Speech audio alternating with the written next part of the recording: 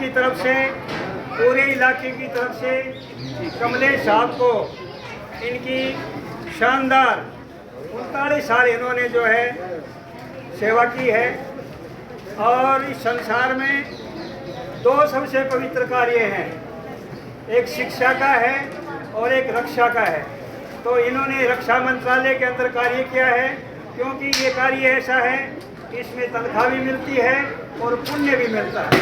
तनख्वाह के साथ साथ जो है पुण्य मिलता है। तो मैं पूरे गांव की तरफ से, पूरे इलाके की तरफ से साहब को जो है सराहनीय और उत्कृष्ट सेवाओं के लिए मैं बहुत बहुत बधाई देता हूँ।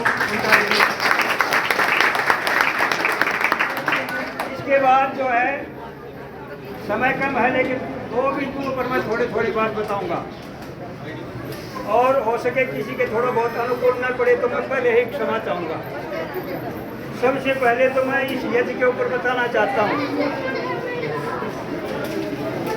वैदिक जो संस्कृति है, वैदिक जो व्यवस्था है, वैदिक जो परंपराएं हैं, उन सब को अगर एक ही शब्द में प्रकट करना हो तो उसका नाम क्या है?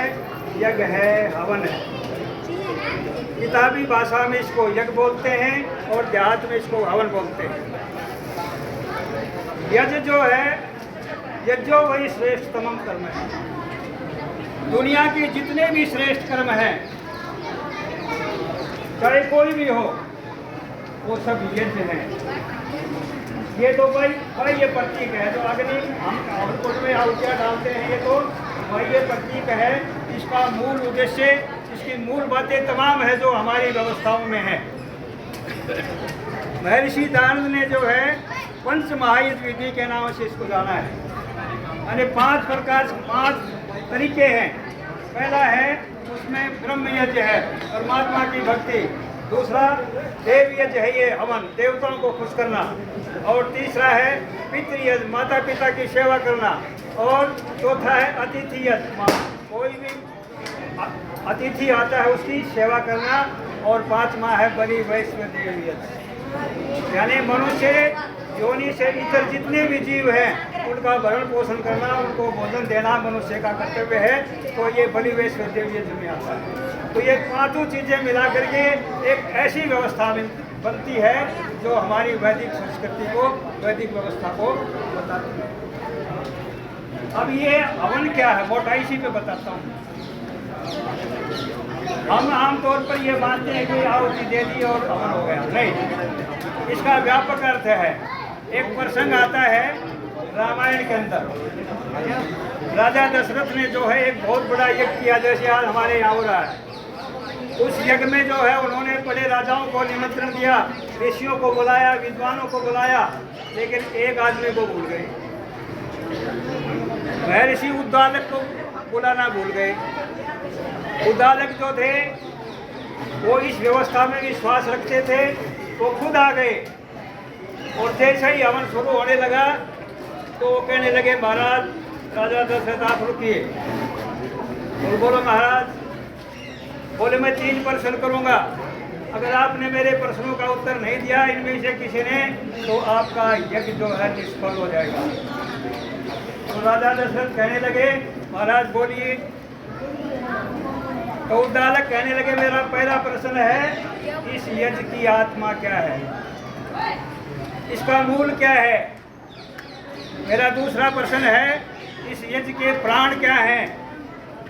और मेरा तीसरा प्रश्न है, इस यज्ञ का सार क्या है। अब पूरे उस सत्संग हाल में जो है सन्नाटा छा गया। कोई भी जो है इन तीनों प्रश्नों के उत्तर देने के लिए तैयार नहीं हुआ। तो ऋषि उद्दालक ने खुद बताया। क्या बताया? स्वाहा वही वांग यज्ञस्य आत्मा। अब आपने यज्ञ को देखा सुना, इसमें 2 शब्द बार बार आ रहे थे, एक स्वाहा और एक इदं नमः।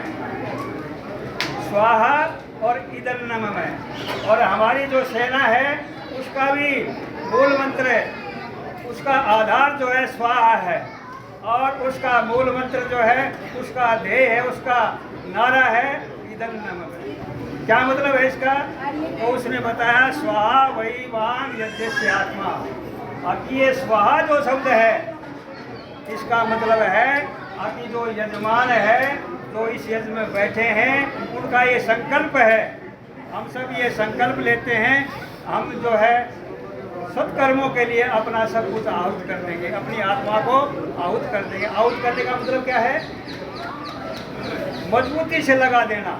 और देसी भाषा में मैं कहूँ अपने आप को उस कार्य में पूरी तरह से झोंक देना, ये स्वाहा का मतलब है। तो उन्होंने बताया कि व्यक्ति अपनी आत्मा को सत्कर्मों में, समाज के कार्यों में, राष्ट्र के कार्यों में जो होम देता है वो यज्ञ है, वो भी यज्ञ है। और अपने स्वार्थ को छोड़ करके, अपने स्वार्थ को छोड़ करके समाज के कार्य में अपनी विद्या, धन, बल, विचार तमाम जो है समाज के कार्यों में लगा दे तो वो क्या है?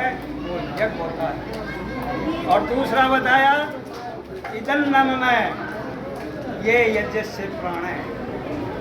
इदं नमः, इदं नमः यह है, ये मेरा नहीं है। जो भी कुछ है ये मेरे लिए तो है, मेरा जीवन, मेरा शरीर मेरे लिए है, लेकिन मेरा नहीं है ये भी। तो ये तमाम चीज़ें किसकी हैं? ये परमात्मा की। तो इदं नमः यानी मेरा कुछ नहीं है, इसमें त्याग की भावना जो है स्पष्ट होती है। और तीसरा क्या है? सुरभीर यज्ञ से सारा। इस यज्ञ में जो सुगंधी निकलती है, घी जो है वैसे तो अगर 5% काम करेगा और इसमें अगर आहुति दे दी तो वो 105%, 100 गुणा 200 गुणा ज़्यादा ही करेगा। सूक्ष्म होकर के सारे वातावरण को सुगंधित करता है। तो उन्होंने बताया ये मेरा तीसरा है।